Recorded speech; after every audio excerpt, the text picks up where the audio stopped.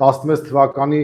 ապրիլյան քարորիա պատերազմին դրանք մայիսին են մասնակցել ու խոսում են թե դուք ինչի չեք զոհվել։ Մայիս ամսին գնացել են մի քանի կիլոմետր հեռու ինչ որտեղ խրամատ են փորել, նկարվել են, սելֆի բան են արել, հետո հիմա խոսում են այդ բանի մասին։ Պաշտպանության նախարարին որ դուք նայում եք քարոզարշավի ժամանակ, չեք վախենում, օրինակ ես գիշերը շատ ծանր եմ քնում։ Իրա վարքագիծը նայում եմ, իրա տեսակը նայում եմ, իրա խոսույթին հետևում եմ ու ասում եմ, ես մարդը մեր պաշտպանության նախարարն է։ Մենք պետք է բոլորս ծանր ապրումներ ունենանք։ Այդ մարդը բացարձակապես կապ չունի պաշտպանության նախարարության հետ։ Եվ ընդհանրապես ովքեր են իրենք։ Այս որտեղից բուծվեցին։ Սրանց հատուկ գտնում են Զելենսկուն կհիշեք այդ մամլոխոսնակը օրերս որ հարցազրույց տվեց։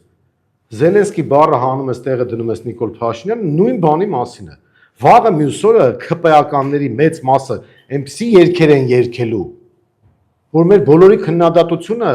մանր կսմիթ է թվալու։ Դրանք ներսից գիտեն, չէ՞ ինքը ինչով է զբաղված։ Հիշում եք, ես միացնից մի հատ քաղաքապետուհի կար, որ նույն ձեր ասած Սուրեն Պապիկյանի հետ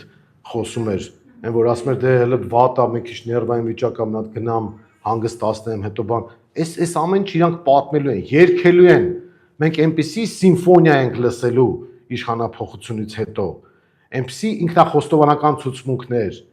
այնպիսի գործողություններ ենք տեսնելու, որ հայ ժողովուրդը ուղղակի զարմանալու է, թե այս ինչ է տեղի ունեցել։